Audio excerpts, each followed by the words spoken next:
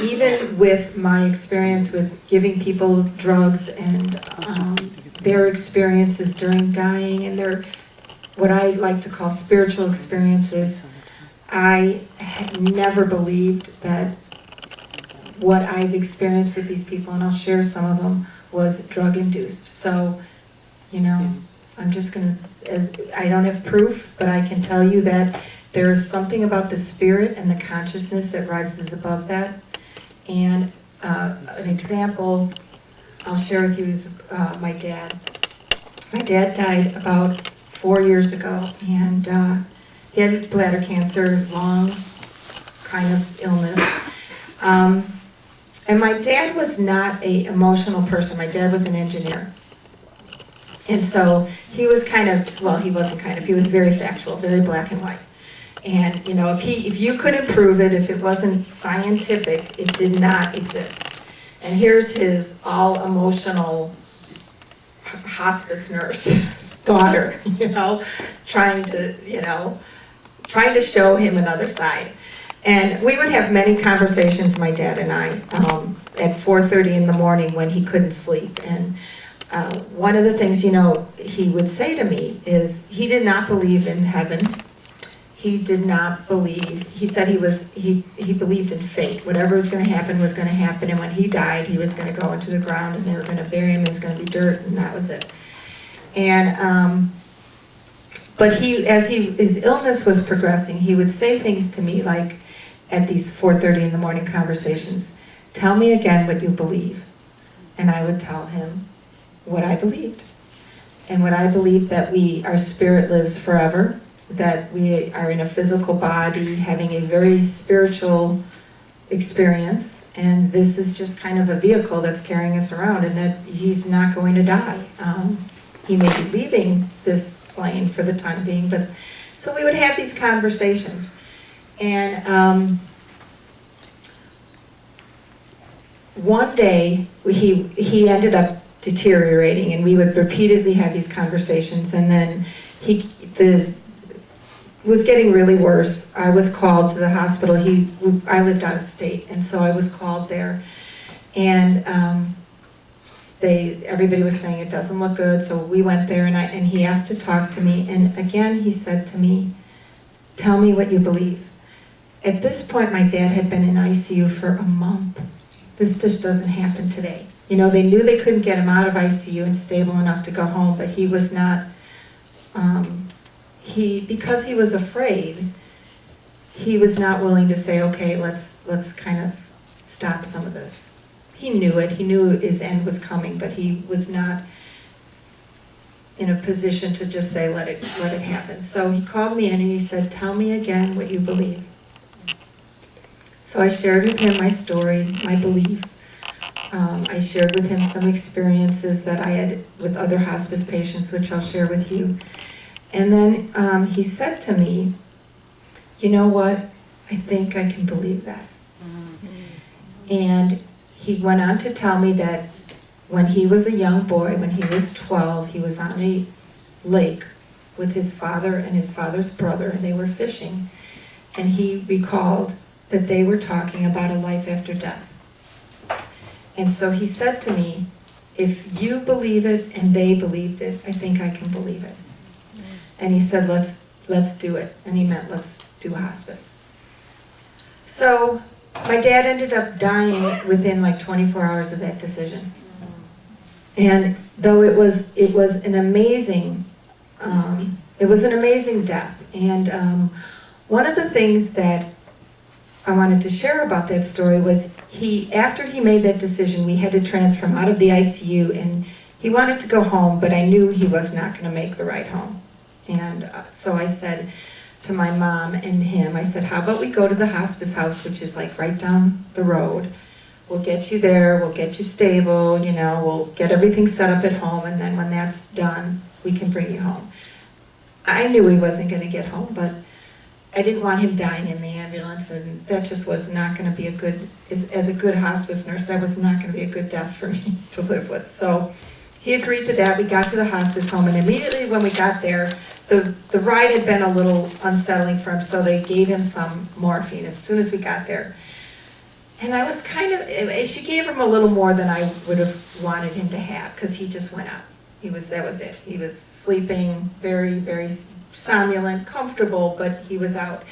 And I was hoping that he was going to have a little bit more time with, particularly my mom and maybe my siblings. I'm one of 8, so there's a lot of us.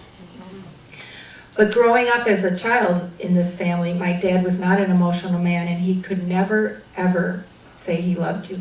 Never, never did, to all 8 of his kids. Didn't do it with my mom.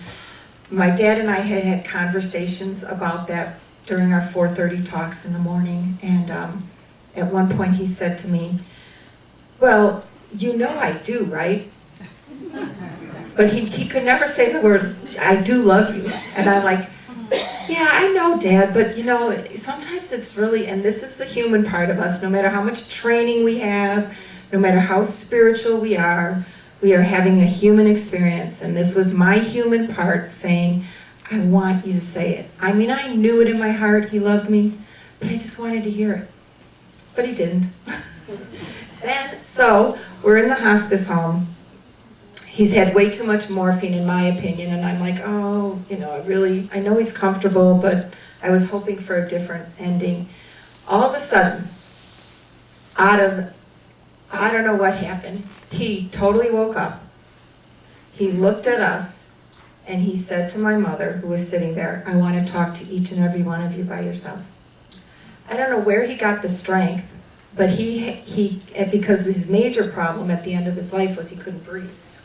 And so they had him on this very fancy machine in the hospital, keeping him breathing, and when we got to the hospice, he was not even on oxygen. But he got the strength, and this is where I want to just share with you, this spirit is so amazing. He sat up, he talked to each and every one of us, all 8 of his children. He spent probably about an hour with my mother. He told each and every one of us he loved us. And then he closed his eyes and he died.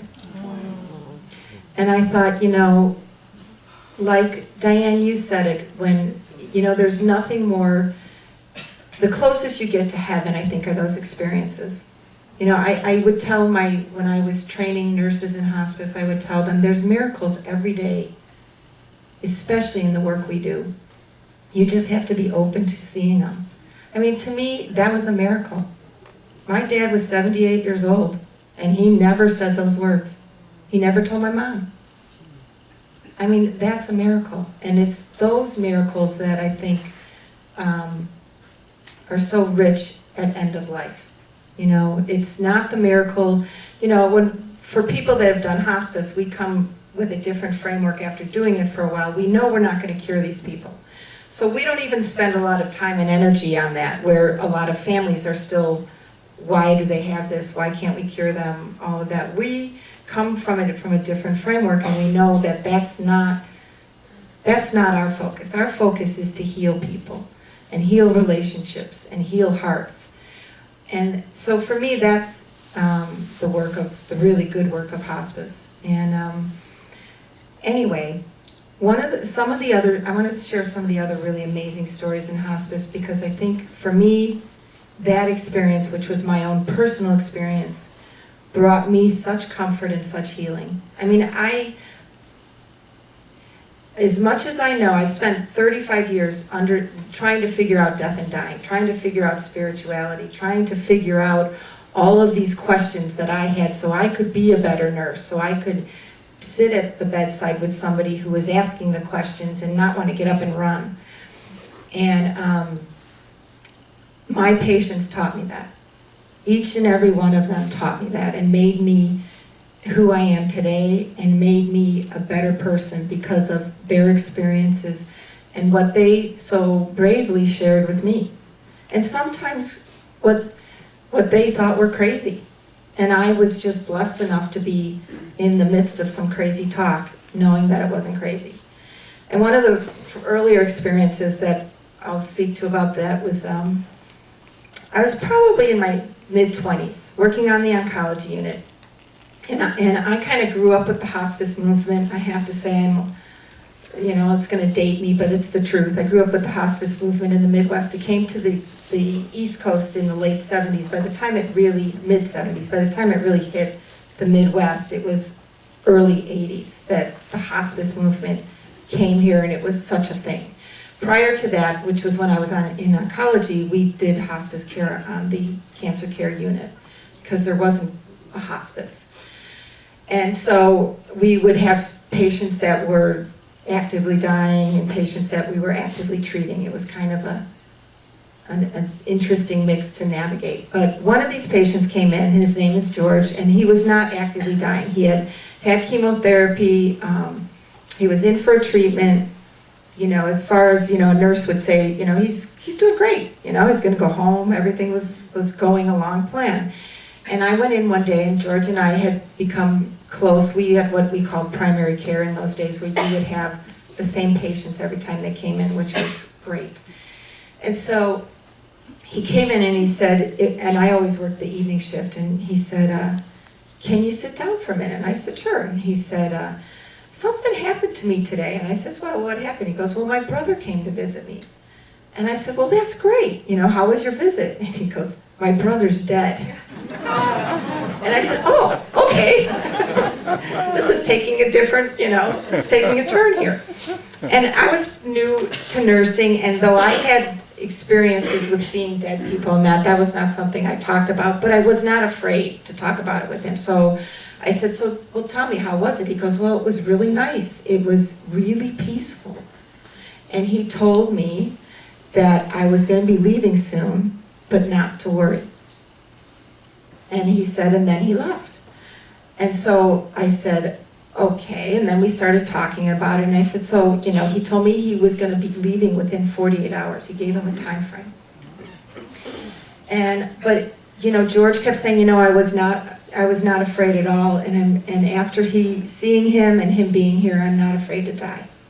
So the next day, I come in, and now I know we have 48 hours. Okay, so now I'm kind of like, well, this is what's going to happen here. Came in the next day, and he said that his brother had come back, and he came with somebody else. And he said not to worry again, that this time was coming soon, and that he was not going to be alone, and people were going to come that he recognized that would be with him when he left. And I just thought this was like the most amazing thing. Now, this man was not on drugs. He wasn't on pain meds. He wasn't even, I was just kind of, my medical side kept saying, but George isn't going to die. He's too stable. That's not going to happen. Come in the next day, and it's like 10 o'clock at night, and I'm in there with George, and we both are kind of not saying anything because we both know, like, tonight's supposed to be the night if the 48-hour time frame is going to happen. And literally, I'm talking to this man, and I turn around to go do something. We were, I was straightening up his room. We used to do that years and years ago. At HS Care, you used to actually straighten up the room and talk to him. And so I was doing that, and I turned my back to him, and one thing that I have learned through nursing and hospice is, you don't have to see a person die. I could always feel it. I could always feel it. And my back was to him, and I went, oh my God, he's gone. And I turned around, and he wasn't breathing. And then out of the corner of my eye, and it was like almost out of my peripheral vision, I can tell you what room it was in. It was room 821, and I'm in this room. It was a single patient room. And out of the corner of my eye, I see this, I will call it a vision, but I'll explain it better. And it was, somebody else said something in the audience earlier that came really close to describing what it was for me. It resembled a person, but it was very wispy, very much white energy. But there was no doubt that it had the shape of a person, like a head and maybe just this wispy body kind of thing. And I saw this, and I didn't move. I was standing next to the bed, but I had in my mind's eye this vision of me walking with George towards this vision. And what I would like to describe it as now is like my spirit was kind of walking with him, escorting him towards this vision, and his physical body was laying in bed, but I very much felt like the two of us were walking towards this vision. I get to the corner of the room, and this voice says to me, "We'll take him from here." And then it was gone. And it was just, it was one of the most amazing things that had happened to me. And from that day on, and from my 9-year-old days, I was never afraid of death. Never. I mean, I was a 10-year-old, 11-year-old, 12-year-old, family members would die. At first I kept asking my mom when people would die, why is everybody crying? Like, I couldn't get it. You know, and then as you get older, you have those human attachments come in, you know, and then you're crying, you know, or you're grieving because of what you're losing, you know. You're grieving your losses. But as a child, I didn't understand that. I kept thinking, man, they're going to a great place. And then I thought maybe they're sad because they're not going. You know, I thought, well, maybe they know this and they're crying because they can't go. Certainly that was my feeling, you know. So that was as a young child, that was like when people cried, I figured they were sorry they weren't going on this, you know, adventure. But so when this happened with George, it just really solidified for me too, this like, we are so much more than, particularly then in my young life, that the medical community was trying to make me believe we were.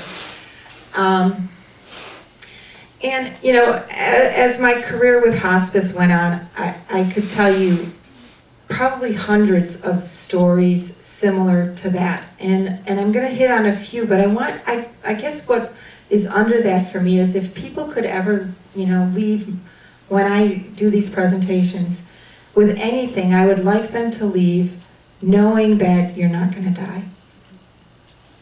And knowing that those people that have left you and are no longer with you physically here are so much alive. Probably more alive than most of us. And I know that I've done, you know, 30 years of hospice, and I'm not going to minimize the pain that grief causes because I know it's a painful human experience. If you can work through your grief and your loss and reframe it and come to a place of knowing that they are in great hands and they are so much better off, that maybe you can then stop back and look at that situation and say, what was that gift for me? And I say that very cautiously because I know that people who are fresh, having lost someone, might, you know, go, gift? You know, what kind of gift is there in losing a child? I mean, that's, to me, I have 5 children. And that, to me, I think is the hardest, for me, the hardest human loss that we experience, is the loss of a child. But when you can step back out of your own self and go, okay, what was this for me? What was this gift that they brought to me? What can I learn from this? Because in every single one of our loved ones leaving, they leave us something. They leave us an experience that we can learn from. Sometimes maybe more than one, but it's our job to figure out often what that is. My dad's experience, and I had learned this through nursing school and hospice training, but boy, when you do it with your own family, I got it, and it was surrender. You know, it was like, this is not my rodeo, this is his show. By then I'd done hospice for 30 years. Of course I wanted him in a hospice. You know, of course I didn't want to see him hooked up to all these tubes in ICU for a month on end. And I had to keep remembering and reminding myself, this is not mine, this is his. And I am a part of it for some reason, and now that it's over and I can look back, I can see my part in it. But it was hard every day.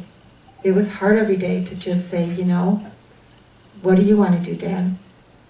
And we came to an agreement that said, was our agreement. I said, I can respect your wishes, your choices. I just need to know that if they're going to change, that somebody hears you. Because that was my fear, that at some point, all my hospice patients say, I've had enough. And I didn't want somebody to miss that for him. Because the next step was going on a ventilator, and he was going to be dependent on a ventilator. They knew that. He wasn't getting off of it. So we sat down, my dad and my mom and myself and the head of pulmonology at the hospital he was at, and said, okay, this is the agreement, that every day, I made the doctor agree to this, you'll come in and you will ask my dad in the presence of my mom, what are his goals today? Because if they change, I want somebody to hear that. And they agreed to that. And then that happened. And the time when they actually called me was a time when my dad said, I need to talk to her. I think things are changing. And so that was such a valuable lesson for me, because nobody, as much as we think we can control things, I think that's the biggest joke of humanity. We really can't control much. We can control our own choices. We can, every moment in time, we can control the choices we make. We cannot control the choices of other people. We can inspire people to do different, to choose different. But the most important person that needs our help is ourselves. To see things clearer, to be better, to choose better. And I think that the more, we do that, the more everything around us will change. And my hospice patients taught me that every day. We had valuable, valuable lessons in hospice through my patients. And surrender is a big one. Not having an agenda for people is huge, because it really is their journey. And it is even true for the kids. The hospice I worked at had the largest pediatric hospice in Illinois. And so we had at times up to 70 kids in our hospice. And you want to seek teachers and people filled with wisdom, even at 2 and 3 and 4 years old, it's those people. And I think that they have some understanding that they've come in to be a teacher. And that they are some of the most selfless human beings I've ever been in the presence of. And so it took me a long time to figure out. I figured out the hospice thing with older adults and everything, but I really, really struggled for a while with kids, and there were times I'd be angry at God. And I remember one day I lost a child. Well, she was 16 when we first started with her, and she was 19 when she died, and she died of leukemia. And I had already kind of come to terms with my spirituality and why people die, and I had a very, very grounded belief in life after death because of my experience as a 9-year-old child. But when when this girl died, we'd become really good friends. I felt like I was a sister. She was 16 and I was probably 25 when she died as her nurse. I was so angry. And I marched into the church. I was raised Catholic, and I sat in the pew and I just said, I'm done. I was mad at God. I said, I'm done. I'm not doing this anymore. I can't believe you took her. And I was trying to figure out in my head my new career, because I wasn't going to do this. And I was able to get through that with help, and I was able to see that she was such a beautiful soul and a beautiful teacher for me. And to this day, she is one of my spirit guides. She shows up she showed up today, and that's probably why I'm telling you this story, because I usually don't tell this story. She showed up today, and she just reminds me too, every time she shows up, that we don't die. And she's this beautiful, very wise spirit guide on the other side, and I'm just grateful that she's somebody that I continue to have a relationship with. Each and every one of us in this room today has spirit guides. And I know when I do these talks, people sometimes say, well, I don't know mine, or I can't hear mine, or whatever. Trust that they're there. And what I like to tell people is sometimes we try too hard. And usually when my spirit guides really show up loud and clear is when I'm least expecting them. Like, I'm not thinking about it. I'm not trying to do something where I want somebody to show up and support me or saying a prayer. I'll just be doing something and they'll be there. And I'll be like, whoa. And I think that part of that is we have to let our guard down. We have to open our heart. We have to be open to hear them. It's not that they're not there other times. We're just not necessarily hearing them. And one of the things that people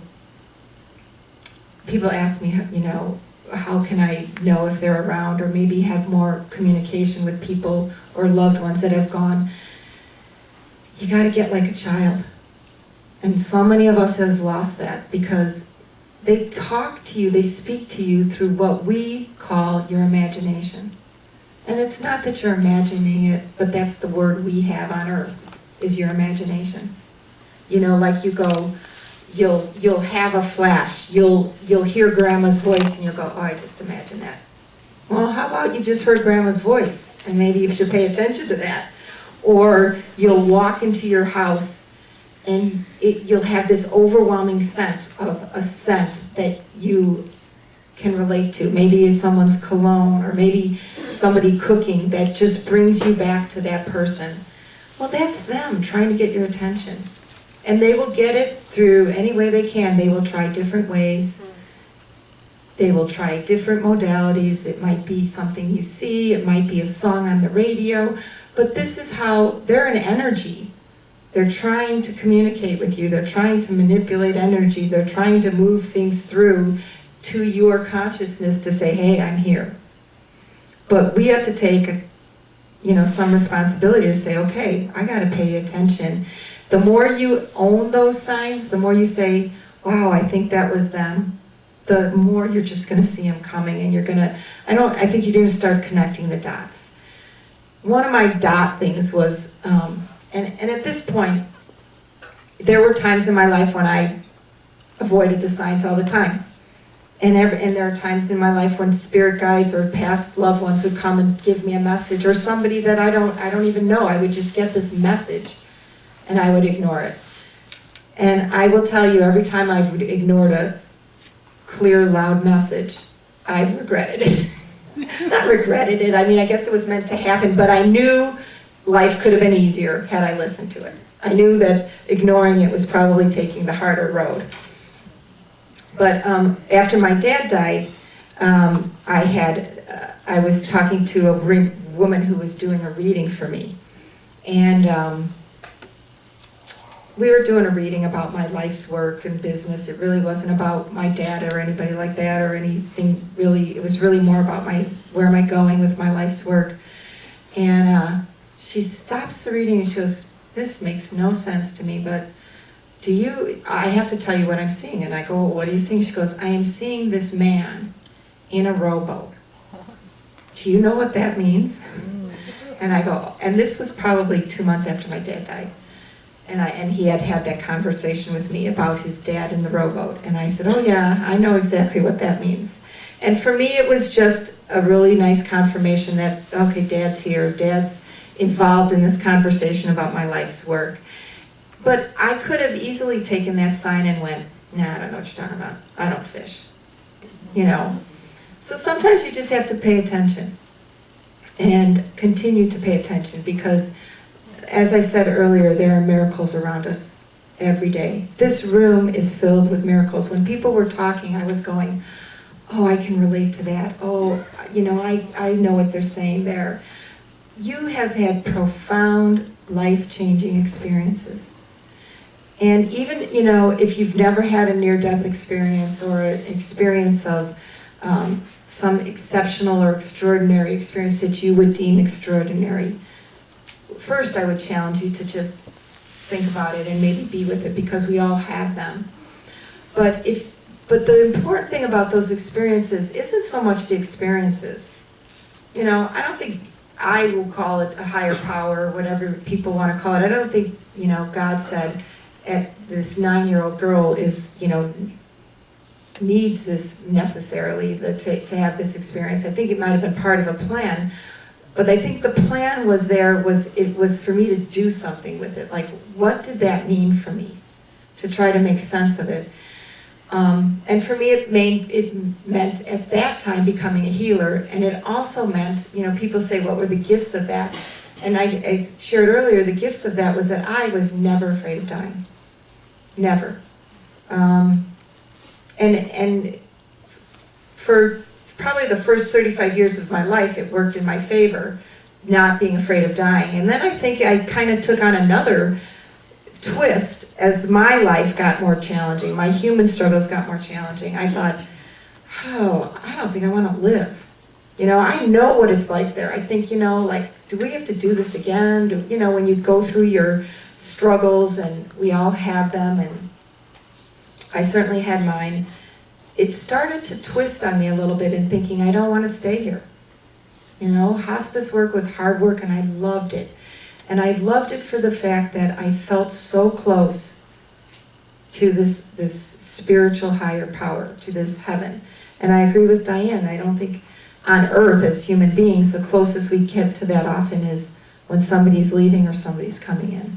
There's this connection that is like palpable. And there's this unconditional love that if you really pay attention when somebody's leaving, you can feel it. And I spoke to a gentleman just before I started to talk, and he said something that I totally agree with also, is that we don't have a language for a lot of this.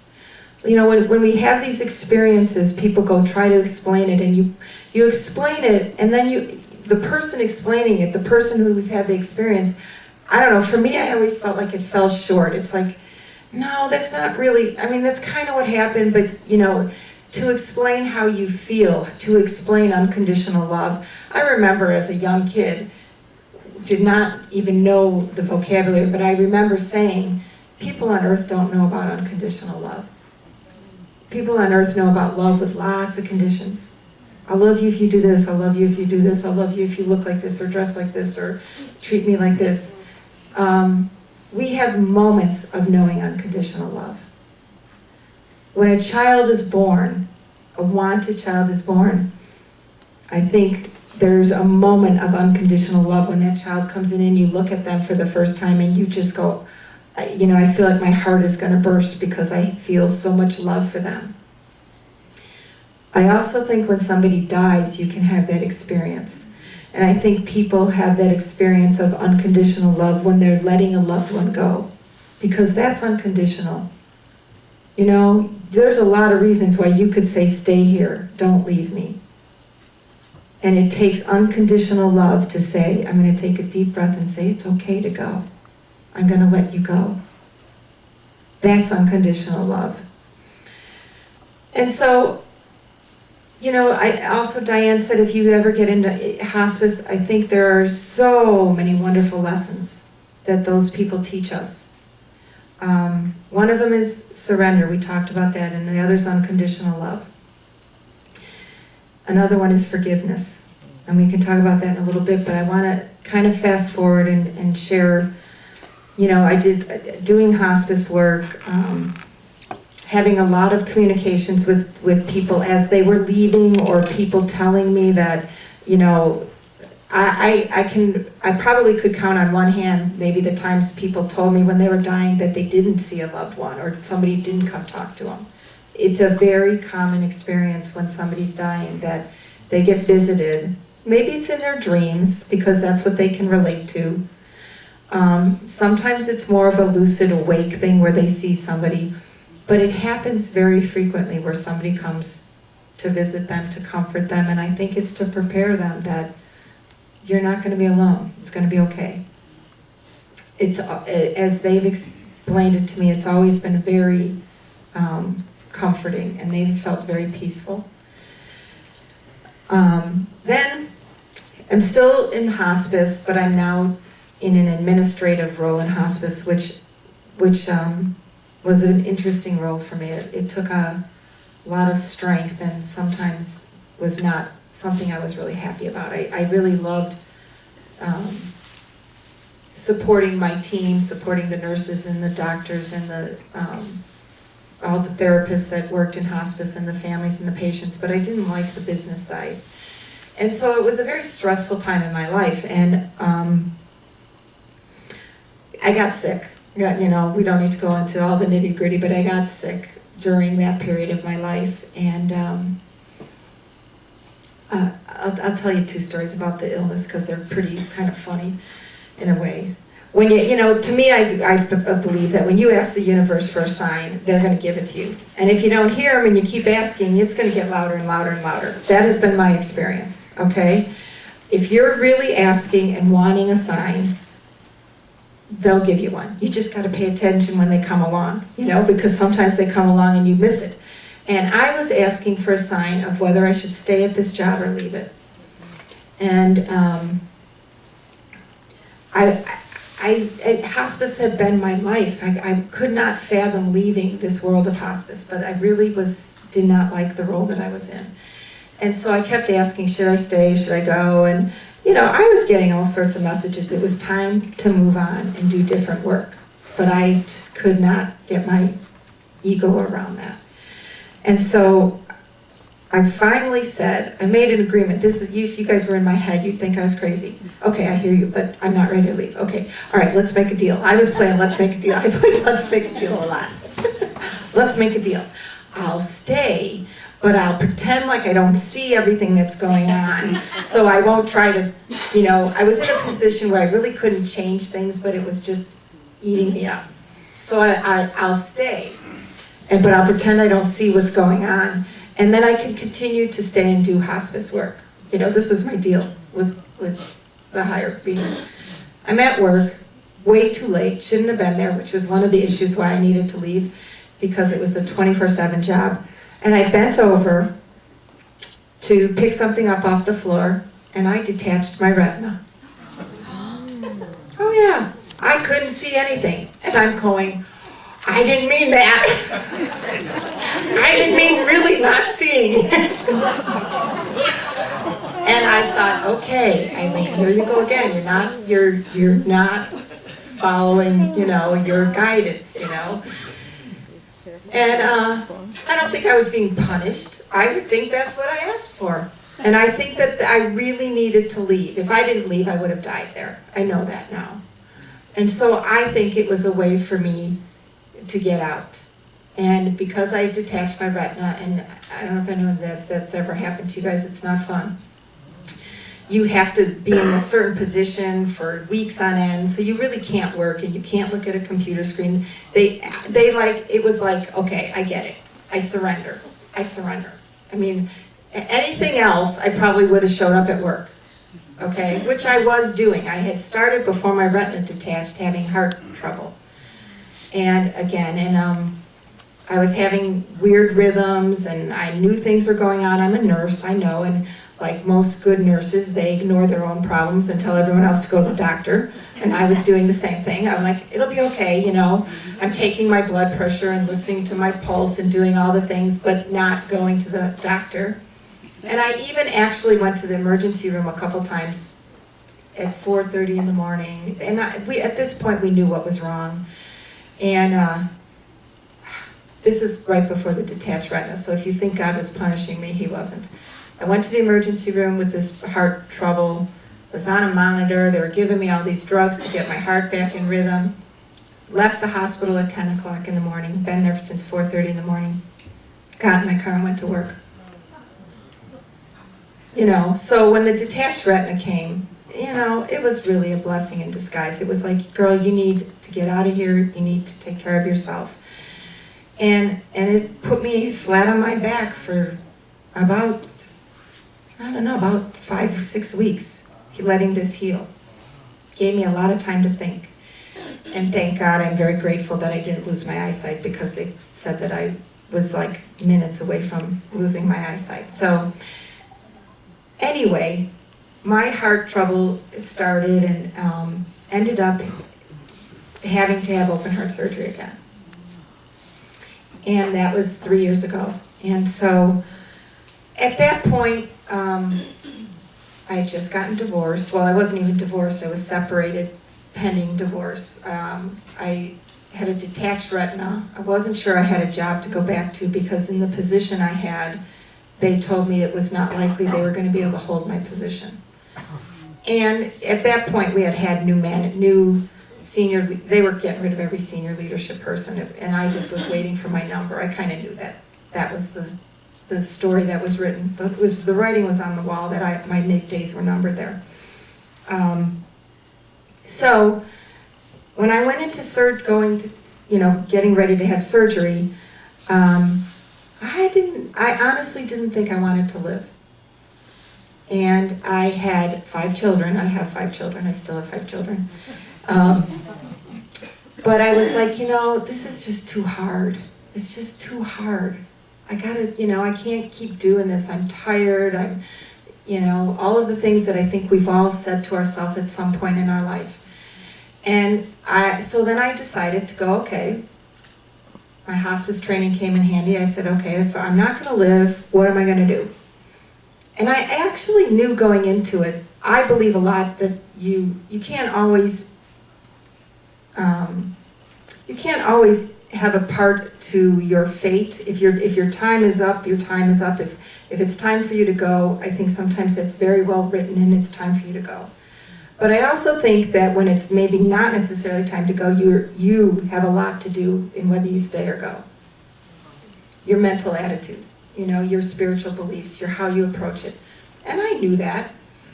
And I think I was preparing to leave the world. So I revisited my will, because I was a good hospice nurse and had one. And I revisited my will, and I revisited my advance directives, and I went through all of my personal things that were important, some jewelry and things like that, and I labeled everything for each child, who was going to get what, and put it in a lockbox. And my power of attorney is my sister-in-law, who is also a nurse. And I said, okay, we have to have a meeting, and she, she's like, Eileen, you're not going to die. I go, just sit here. Yeah, I have to say this. You have to listen. Where everything was, where my will was, what I wanted her to do. We had a very long conversation. And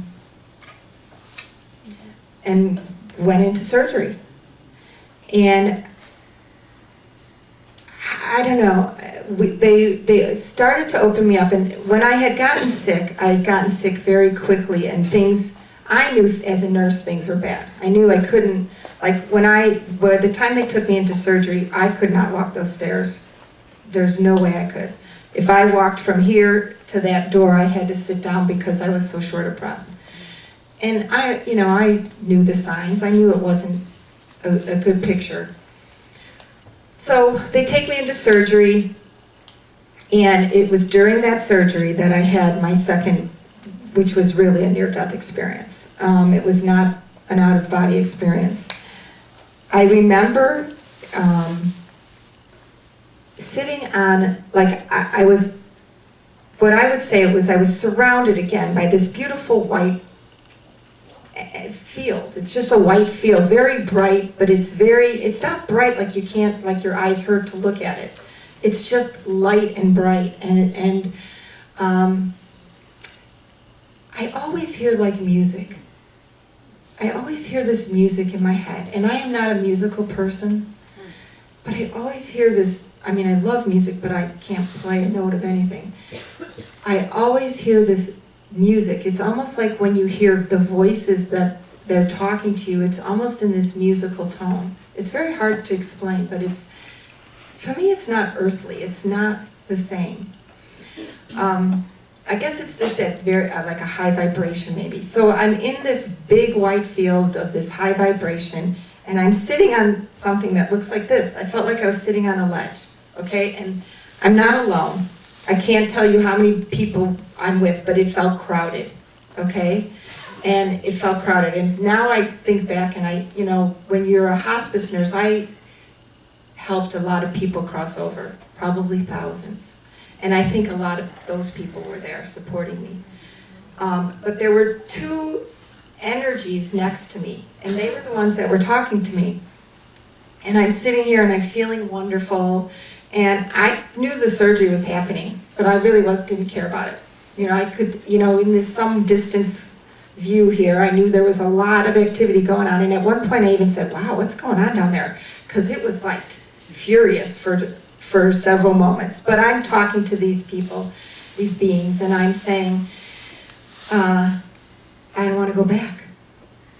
And they never judgment, never, they were like, well, they asked me basically why didn't I want to go back, and I was telling my story, why I didn't want to go back. And I said, I can't go back, I don't have enough energy, it's too hard, yada yada, all the human things you say, And I remember just feeling very loved and supported and great compassion. And I can't say that I had a whole life review, but I had some very significant events in my life come before me. My past marriages, some of them were things, well, I would say most of them that they were showing me were things that I had wished I had done differently, you know? At least the first round of viewings I got. And they said to me very clearly that this is your choice, Eileen. It didn't have to be this hard. And I was like, wow, that's just like, because that's how I operated, you know, I was this do it all by myself, and the theme of my conversations with these beings was very much around the fact that it's always about a choice. If it's not working, choose different. You don't ever have to be afraid, and ask for help and support. For me, that was huge because I don't do that well. And they even said, ask us for help and support. You don't even ask us. That's the, you know, and they weren't saying it in a judgmental way, but it was a very loving way about ask for help and support. We're here. The choice can always be different.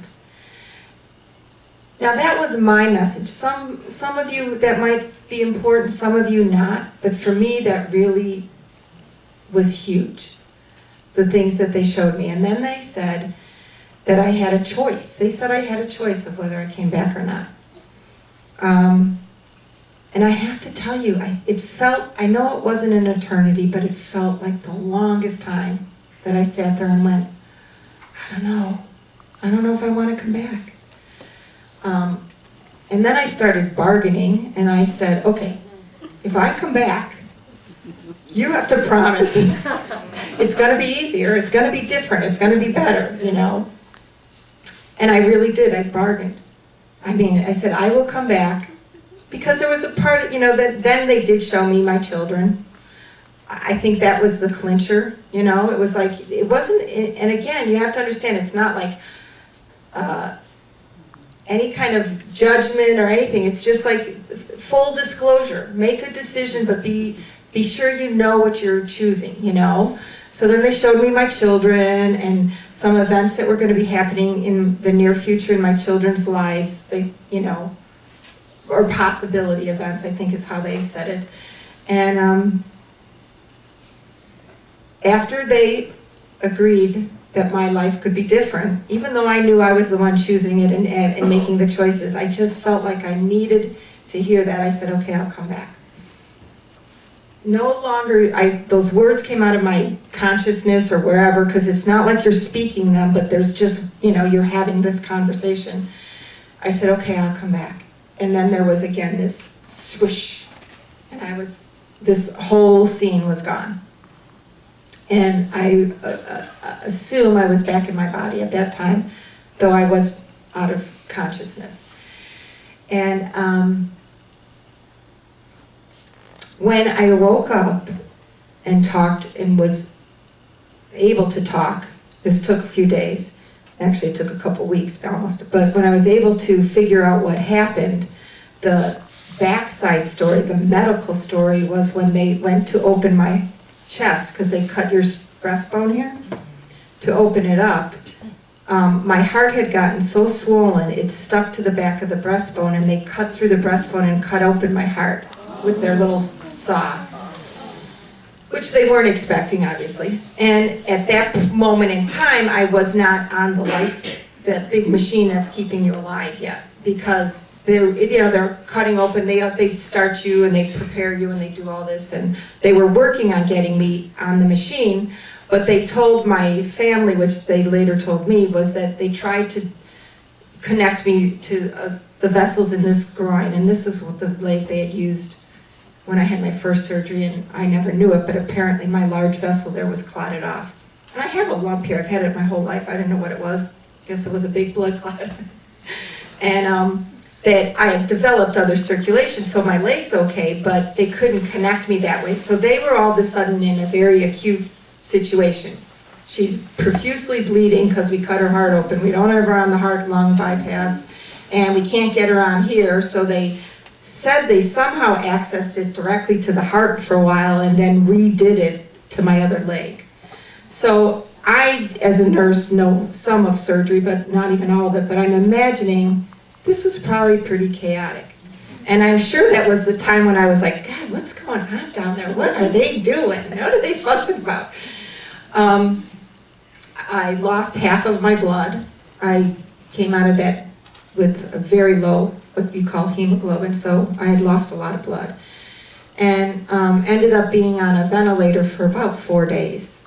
And then in ICU, what they told me would be a 5-day hospital stay turned out to be almost 11. But I'm here, and it all turned out all right. But I guess I think for me that the whole idea that I had a choice, and I think this whole thing was like it was on this physical thing that was very pivotal, that if I said, no, I'm staying, whatever was going on down there was not going to have a very good outcome. And I am glad I stayed. I'm also glad I had a choice, because that was very profound for me. I don't think I was supposed to ever live past this age in my life, because when people would talk to me about, you sit and you talk about you're getting older and what do you envision, I would tell them, I don't see me living past in my 50s. I just don't see it. I don't see an older person. I don't see a story after this. And it didn't frighten me, but I just never saw this story of my life past a certain age. And so I think that I actually was supposed to, maybe that was supposed to be my end. Maybe the story could have been written differently if I had made different choices, but the choices I made, sometimes I think we have lots of endings, depending on the road we take and the choices we take, and that was my ending this time. And, but when I came back, people say, actually Diane was the first person that asked me this, well, what were the gifts? Because when you come back, there's always a gift. And I thought, okay, I have to think about that, because I could tell you what my experience was, but what was the gift? The gift was that, again, this no fear. I mean, I work very hard to stay in that place now, because human life gets in the way and our consciousness takes over and we want to believe the things people are telling us. I work very hard to stay in that place of very little fear, because I think we live a life that's just, filled with fear, and thinks that that's how you motivate people, is with fear, and we see a lot of it. But for weeks after my surgery, I was just like in this blissful kind of like place of, oh, this is just great, isn't life great? But there's 3 things. It was the no fear. It was also, the first time it happened, I didn't fear death at all. I almost had like an obsession, not an obsession with it, but there were times when I'd say I'd rather just die because it's so much nicer over there. And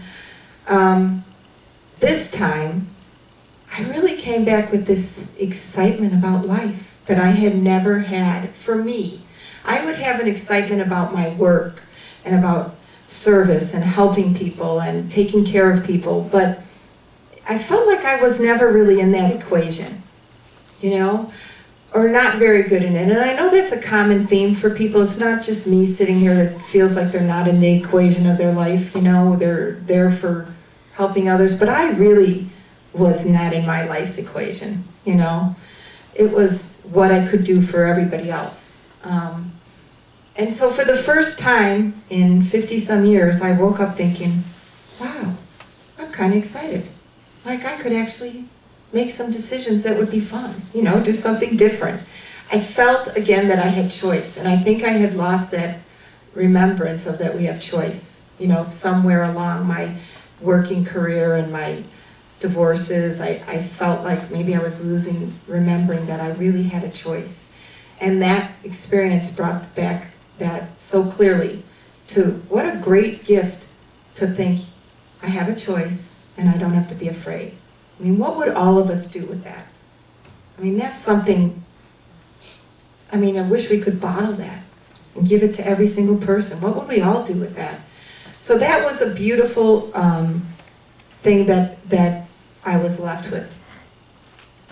I have to work at it. You know, the memories fade, you know, life carries on, and I have to keep myself in that place of remembering. And I also came back with the huge desire to do Akashic record readings. I mean, I just was like, I had to Google. I had an experience with Akashic record reading probably 15 or 20, about 15 years ago. And I remember thinking when I had that reading, I remember being in awe of it and feeling like I was in this very honored position. I don't know, something about the Akashic records when I first heard about it was like, wow, don't mess with this. This is like, and for those that don't know, just so you understand, it's like the Akashic is the field of energy, the vibrational field of energy where all is, you know. All of your life experiences are there, your past lives. Everything about us is held in this field of energy. So I was like, this is like big stuff, you know, I'm not going to mess with this. So I didn't, you know, said that was very nice, but I felt like that was way beyond my wanting to even, you know, get involved in it, other than I did have a reading, which was very interesting. So I came back with this huge desire to explore Akashic record readings. I mean, I was Googling it, I was Googling instructors, and so that was, this near-death experience was about 3 years ago, and now I am doing Akashic record readings. So I think that was a gift from that experience. Going into that experience, I had no desire to do that, or I forgot about it, didn't even remember what it was, and it has come back to me, so it's been a nice gift. So that's my story. I have a few more patient stories, but does anyone have any questions? Go. Do you have a sense, given all these experiences, of why incarnation or human embodiment is necessary as part of our soul evolvement? You know, why embodiment in this manner? Yeah, I have asked myself that question for years and years and years. And what I have heard when I have asked that, and what I have been told, is that it's not that it's necessary, but one, most of us choose to and really want to come back here. And what they have told me is that it's, you know, if you know, this is my question to them. Okay, if we come from all this great loving place, what do we even need to come down here and do? You know, what's the point? But we're kind of in, the point is, yes, we come ultimately from this great loving place, but we're all also on different spectrums of that, I think, you know? So we do come down here for soul evolution, for learning, for growing to what they've told me is to reach a higher vibration. The reason we come down here, other than the fact that we choose to, is that it's a very powerful change agent, if you want to use those words. It's a very powerful transformation, because you can watch somebody do it or even be a part of an experience, but for you to have that experience and to do that work and to make those changes, it's very significant in how the change happens. So I guess what they've shared with me, or how I understand it, is it's a very powerful way to make changes that are not only impacting you and me. The changes we make impacts the energy and the global consciousness for everybody. Our experiences are not our own, even if we feel like they are. Our changes, our transformation is not our own. As we change, everybody around us is changing. So it's kind of like this global, more of a global experience, and it's supposed to be very profound. That's what they've shared with me. I hope that helps. Has it been easier? Yes. Yes. Yes. And I'm not going to sit here and say I don't have my human moments. I do. I know that I will have them until I die. I work every day to have fewer of them. But nothing is the same. My job is different. My marriage is over. I'm a single woman again, and I moved. And nothing is the same. I mean, in my physical life, many of my friends are different. Experiences are opening up for me that I did not think, like, for instance, Akashic record readings. You know, I kept saying, it's got to be easy, you know? I don't like going out there selling myself. I don't want to market, you know, do all those things, you know? And I know we have to do them, I know that, but it has been, I have often, usually felt like I'm in the flow with things like that. Opportunities come, clients have come. I've had some amazing opportunities with my spiritual direction. You know, I've tried for years, even before my near-death experience, to get out of traditional medicine and get into more of the spiritual side of medicine, or spiritual side of life and healing. And it's been a struggle for me because of, you know, what the human things I made, you know, the paycheck and the, you know, the things I said. They are making it much easier. And every day I'm like, oh, here's an opportunity. That just, so I have to be open to the opportunities and step into them. That's my job. So I work really hard at not letting my ego get me all afraid again, so that I do take those opportunities. But the fear is much less, much, much less than it used to be. So I'm grateful. Thank you. Hi, so I just wanted to make certain I understood this correctly. When you're a physician or a nurse and you're in an intensive care unit and somebody is attached to all sorts of advanced, you know, life support or in surgery, you know, that spirit actually, you know, has a capacity to leave the body and go overhead, wherever, and make a decision about whether they're going to leave or come back. Because I'm in agreement with what you said. And I think I understand now what happened to a friend of mine who was a surgeon who initially went into the emergency room deathly ill, even was directing his own medical care, but then they attached him to all kinds of advanced, you know, life support, and 5 days later, you know, he was dead. There's just been a sense I get from wherever he is that although he misses everybody, he could never live life, probably never being able to do surgery. Then he was a professor of one of the top programs in the country, etc., because that was very important to him. Yeah, I think, and I can't speak for everyone, but I think that for me, I was given the choice. I don't know that everybody is given a choice, but I do know that I have spoken to a lot of people who have had near-death experiences and were told, no, it's not your time, you're coming back. So I do think for some there is a choice moment. I can't say that for everyone there is. There may be a point in time where they say, this is your time, this is where your journey's supposed to end. I do believe we co-create these journeys, you know. I do believe before we even incarnate and come in, we're having some conversations about what this is going to look like for us and how it's going to play out, and not to the details of every little, you know, this is what I'm going to do or where I'm going to go, but the themes of our lives. I do believe we have a choice in picking what those are, and the themes of what we need to try to accomplish in this lifetime, what our soul is trying to accomplish in this lifetime. And so I do believe there are times when it comes to a natural end where our journey as we've written it is over and it's time for us to go on.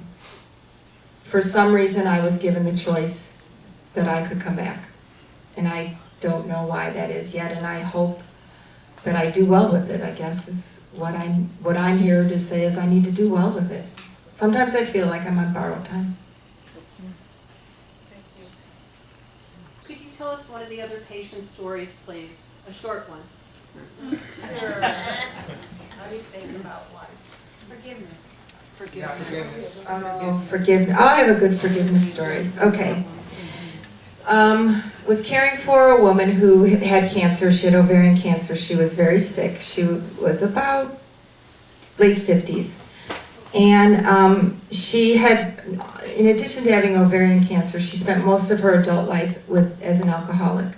And she was a mother of 2 girls. And when she came into hospice, she was estranged from her daughters because they had had a really rough life with her mom.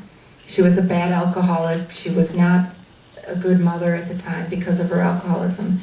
When she came to us with hospice, she had given up drinking, but now was dealing with ovarian cancer, and her daughters were estranged from her, and her goal was just to just see them once. Whether they talked to her or not, she just wanted to see them and say goodbye to them. So, what her deep desire always was to take her girls to Disney World, which she never did because she was not able to because of her drinking and everything.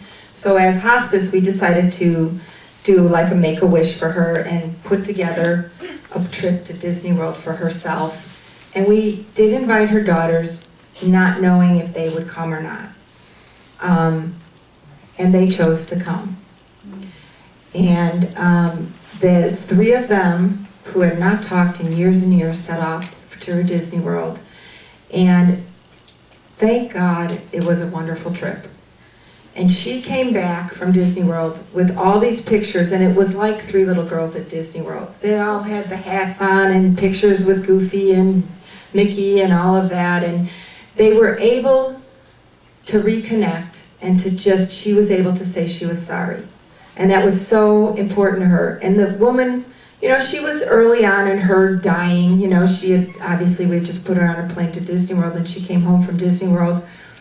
The day after she came home, she was showing us pictures that she had gotten, and she died. And I think that was all she needed. She needed to know that she could leave and be at peace, that her daughters didn't hate her anymore.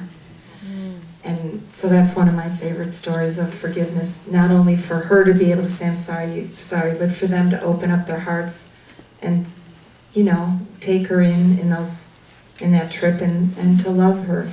And they had a very good trip. So that was one of the forgiveness ones.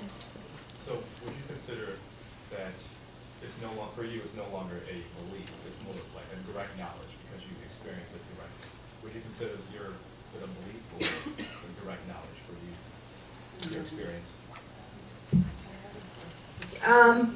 For me, I guess I would say it's more, I think a belief is a huge thing. You can't get a lot more than a belief, but for me, it's like it's a knowledge. What happened to me up there, especially when I was a child, and I think as an adult growing up in a medical profession and having that scientific part of your brain very much activated, it was valuable for that to happen to me as a child because I can't debate that one. I didn't know enough to make up half of the things that I saw or experienced and coming out of it. I didn't know enough to think either that it wasn't true, that it didn't happen for everybody. So for me, I feel like it's more of a knowledge. Like, this has happened. The things that patients have told me, and I'm not alone. If you talk to nurses, particularly hospice nurses, every single one of them will have their stories. They just don't always share them because sometimes they think people, won't listen to them. Families will have their stories. I've been with Alzheimer's patients that haven't been verbal in years, and right before they die, they get up and they sit up and they say something. They haven't been verbal in years.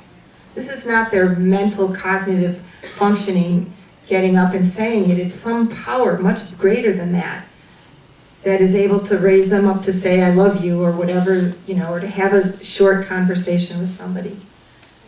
That's much bigger, I think, than this vessel that carries us around, as much as it's great.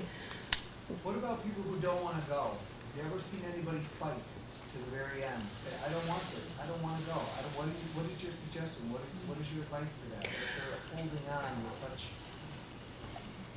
I know we're going to run out of time. That's a great question, and I'm going to try to go really quickly. First of all, this is why I love to talk to people and do these kind of workshops, because If you can do the work now, you don't have to do the work when you're on your deathbed.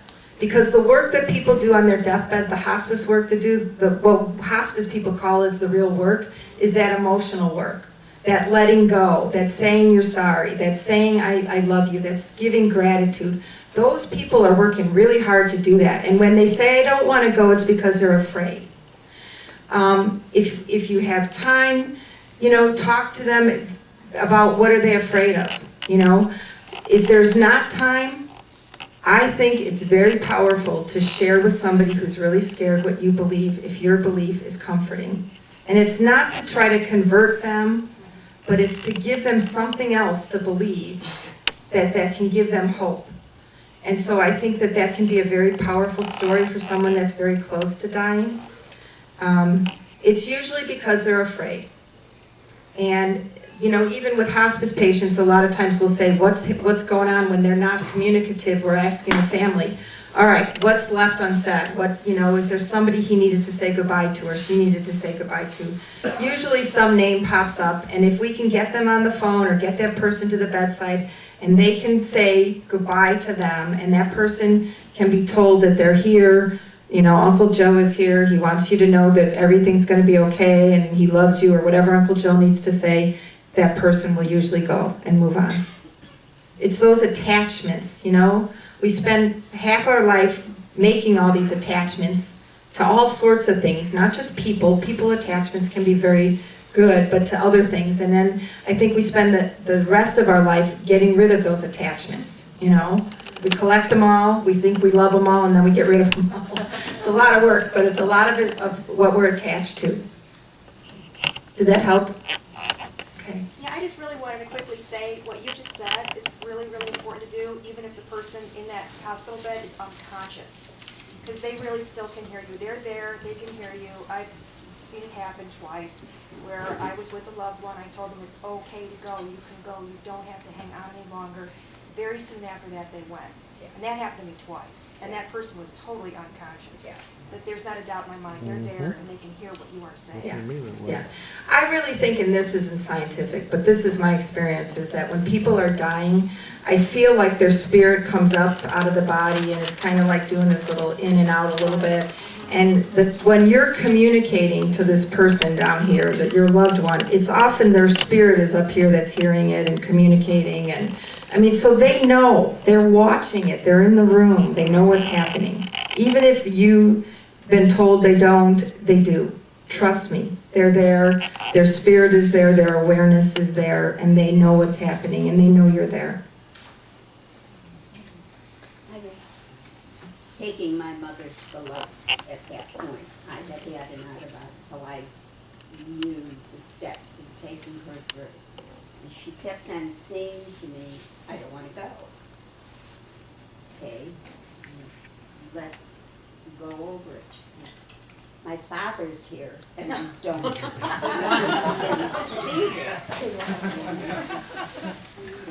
Tell him to go away. And she did, and she went. But until he was out of that room, as far as she was concerned, she wasn't going anywhere.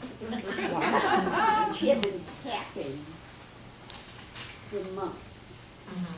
Every time we went to visit her, she's packing.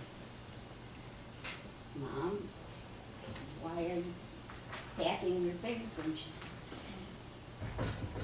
my mother came, she told me to get ready. And I said, you know what, when the time is ready to leave, I'll help you pack. Don't worry about it. Okay, so the packing ended, but she wouldn't go because her father was in the room. Yeah, that's great. And I'm going to end, I don't want to go over time, but I do want to say one thing that you said to that. Know that when somebody has gone, they are a very different energy than what you experienced here on earth. They have had a lot of healing, they have had a lot of insight, and so even those people that you really struggled with, sometimes they will show up because they are not the same as when they were here. But we may not understand that. We see them and connect them to that ego that was down here, but they're really different. They're in that space of love and forgiveness and unconditional love, and they're working on some things too sometimes, but they're different. So thank you very much.